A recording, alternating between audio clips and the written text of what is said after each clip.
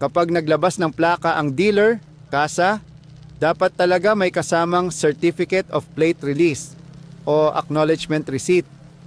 Ito ang patunay na officially issued ng LTO ang plaka at hindi basta idinikit lang ng dealer. Ang certificate na ito ay ini-upload din sa LTO system para makita sa rehistro ng motor.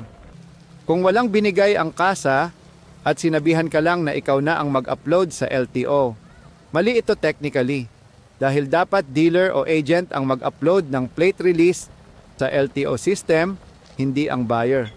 Pero pwede kang mag-follow up sa LTO District Office para ipa-verify kung naka-upload na sa record mo ang plate number.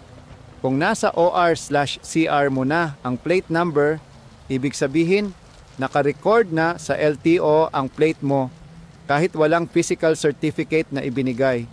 Hindi ka naman hulihin basta tugma ang plaka sa CR at updated ang rehistro.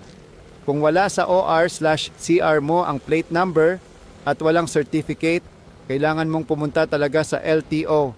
Dala ang OR/CR plate at valid ID para ipa-update o ipa-upload sa system ang plate number.